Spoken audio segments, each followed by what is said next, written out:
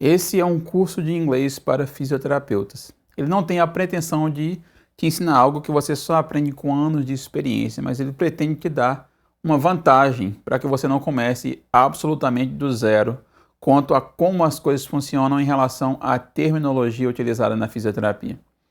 Aí você pode se perguntar e me perguntar, mas para que um curso de inglês para fisioterapia? Um curso de inglês médico só não basta? E a resposta é não. Um curso de inglês médico serve a um propósito que é te dar uma noção da educação em inglês e o que você precisa saber para saber o que você não sabe.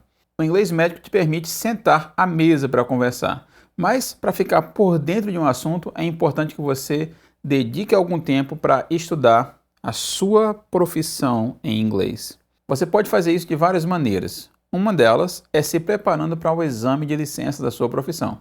Mas mesmo assim, você ainda vai deixar de saber várias coisas que são mais da prática da clínica. A outra forma de aprender é fazendo um estágio em uma clínica onde se fala inglês. Esse estágio tem que ser um estágio relativamente longo, porque um estágio de algumas semanas não vai te dar tanta noção assim. Sem mais delongas, vamos iniciar o nosso curso em si. A fisioterapia se divide em 3 partes: the assessment, the diagnosis and the intervention. Esses assuntos vão se dividindo e se bifurcando em várias categorias, e é aí que vive a complexidade do inglês para cada profissão. Vamos começar com o assessment. O assessment ou examination começa com a forma como o paciente vem até você. O paciente pode vir de 2 formas: self-referred ou direct access, que é quando o paciente vem diretamente até você, ou referred by another professional for a physical therapy consultation, que é quando o paciente é encaminhado por um outro profissional. Qual o detalhe de cada um desses caminhos? Em ambos os casos, o paciente precisa de um processo de triagem, que a gente chama de medical screening, que é para saber se os sintomas do paciente podem ser tratados por um profissional como você ou não. A gente diz que uma pequena porção da população apresenta obscure symptoms, que são coisas que a gente não tem muita certeza do que é, mas que pode ser algo grave e o paciente precisa ser visto por outro profissional. Nesse tipo de situação, nós temos 3 opções: treat, refer and treat, refer and not treat. O que quer dizer? A primeira, tratar; a segunda, encaminhar, mas tratar; e a última, que é encaminhar e não tratar esse paciente. Se o paciente vem até você diretamente, o seu processo é de fazer um screening mais detalhado e fazer mais perguntas. Mas se o paciente já passou por outro profissional, você talvez já tenha informação sobre outras condições que o paciente tem e só perguntar algumas coisas para esclarecer esses pontos. A primeira coisa no processo é pedir para o paciente preencher um formulário chamado Intake Form, que é o formulário de admissão daquele paciente ao serviço que a gente está oferecendo. Além disso, o paciente precisa assinar um formulário chamado Consent to Treat. Consent to Treat, que é onde o paciente te dá a autorização para o tratamento. O Intake Form ajuda a conhecer melhor o paciente e saber um pouco mais do histórico dele e mais ou menos o que ele está passando naquele momento. Além do Intake Form, existe outro tipo de formulário que são os Patient Reported Outcome Measures. Esses formulários são Standardized Surveys, ou pesquisas padronizadas que os pacientes preenchem. Essas pesquisas são validadas e têm muito estudo e dados normativos por trás que ajudam no diagnóstico também e na recuperação do paciente. Alguns exemplos de medidas são a Quick Dash, que quer dizer Disability of the Arm, Shoulder and Hand, e é uma PROM, Patient Reported Outcome Measure. Finalmente chega o paciente e você precisa entrevistar esse paciente. Esse processo a gente chama de Subjective Portion, que é o que o paciente te diz. Aqui você pode fazer as perguntas para obter mais detalhes a respeito do problema. Você pode iniciar com uma pergunta do tipo: Hello, Mr. Smith. Could you tell me more about what brings you in today and how I may be able to help you? Nessa pergunta você pede ao paciente que te dê o motivo da visita dele. Essa pergunta acima é a pergunta ideal para o paciente ideal, que é um pouco diferente daquele que a gente vê na clínica. Geralmente, o que a gente vê na clínica é aquela pessoa que não faz ideia do motivo de ela estar ali. Esse tipo de paciente ele pode responder essa pergunta de algumas formas. A forma mais comum dos pacientes responderem essa pergunta é: The doctor told me I needed physical therapy, but I am not sure of what it is supposed to do for me. Esse paciente não sabe muito bem o que é a fisioterapia, então você vai ter que dar uma elevator speech. Você vai precisar vender a sua profissão a esse paciente porque ele não sabe muito. Mas não se frustre. Você tem a oportunidade de ser a primeira pessoa a educar esse paciente sobre o que você faz para que essa pessoa possa educar outras pessoas. Existe ainda um outro grupo de pessoas, que é aquele que quer que a fisioterapia falhe. Eu vou dar alguns exemplos. Uma vez eu tive uma paciente que queria uma mamoplastia, breast reduction.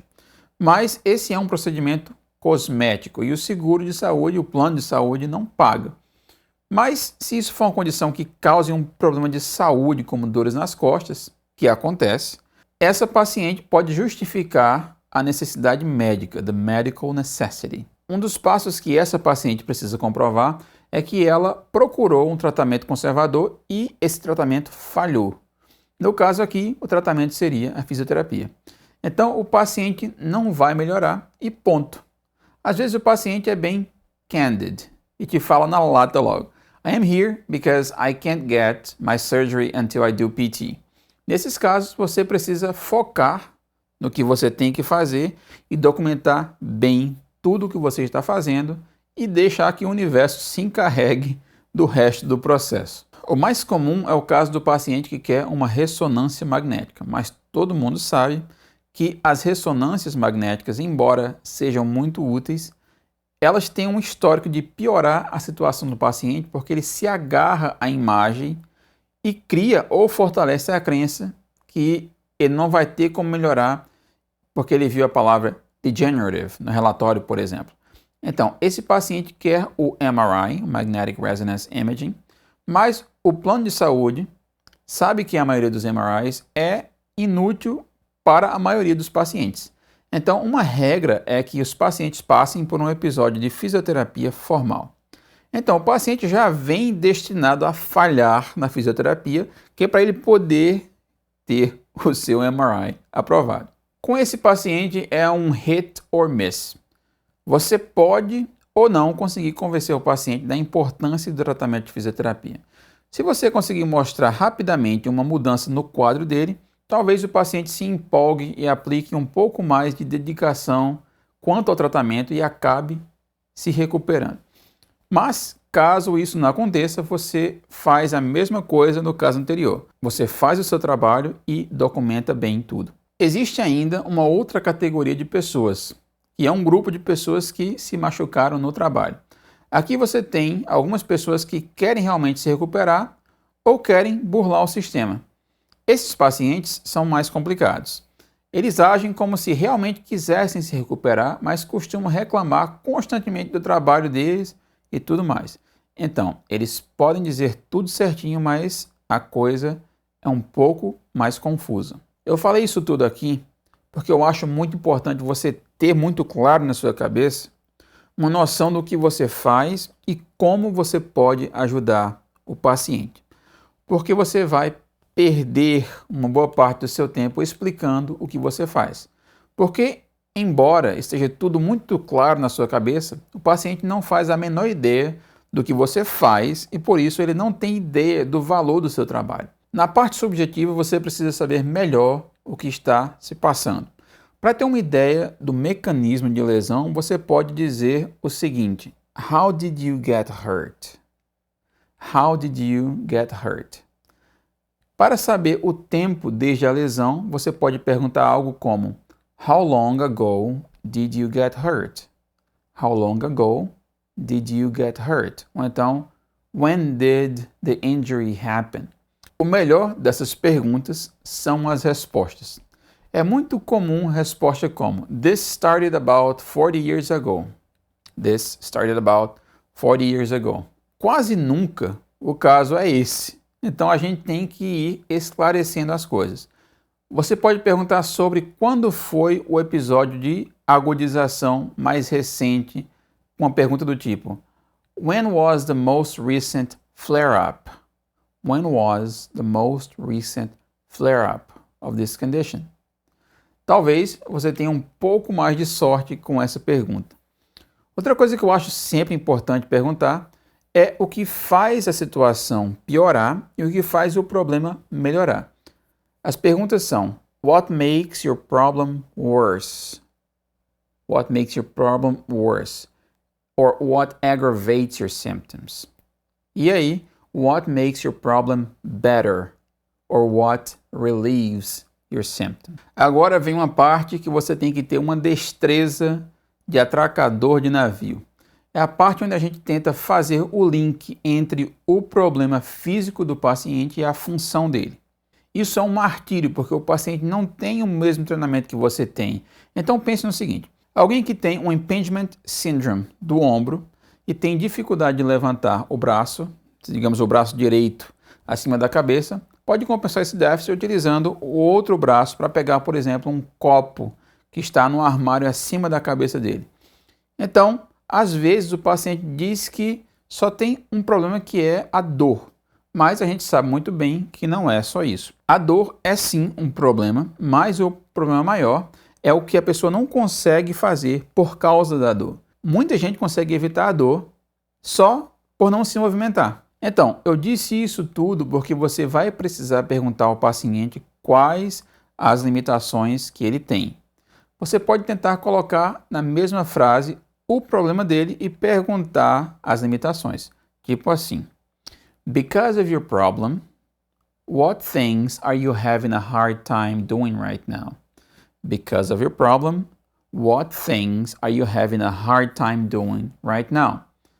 Se você tiver sorte, o paciente vai te dar uma lista de coisas, mas se ele não der, aí você vai ter que arrancar isso do paciente com bastante sagacidade. Você precisa listar para ele problemas que as pessoas têm. Por exemplo, no caso do shoulder impingement, você pode perguntar: Are you having problems with putting your coat on, putting your bra on, reaching above your head, styling your hair, reaching behind your back, lifting something like a gallon of milk, throwing things, sleeping on that side? Você aumenta as chances de conseguir alguma coisa para poder documentar e também para entender melhor o paciente. E por que é que isso é importante? Eu poderia te dar várias razões, mas eu vou te dar a única que importa no final das contas: dinheiro. O plano de saúde não está necessariamente interessado em eliminar a dor, mas sim em que você consiga funcionar. Agora, uma razão mais nobre é que você consegue ver se aquela pessoa está evoluindo no tratamento ou não. Se ela consegue fazer algo que não conseguia antes, você está obtendo algum sucesso.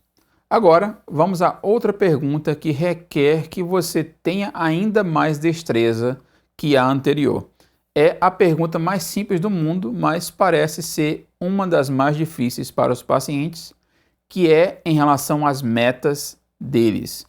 Uma boa parte do tempo da avaliação é dedicado a tentar explicar ao paciente como responder essa pergunta. É assim: What goals do you have that I can help you achieve with physical therapy? What goals do you have that I can help you achieve with physical therapy? What are your goals? What are your goals? What would you like to achieve with physical therapy? What would you like to achieve with physical therapy? What would you like to be able to do that you currently can't? What would you like to be able to do that you currently can't? Às vezes o paciente responde com algo bastante vago, tipo I want to improve my condition. I want to improve my condition. Aí você pode usar o que eu vi uma colega minha usando uma vez. Faça a seguinte pergunta: How will you be able to tell you are improving? How will you be able to tell you are improving? Aqui você vai obtendo as respostas e montando a primeira parte da sua avaliação.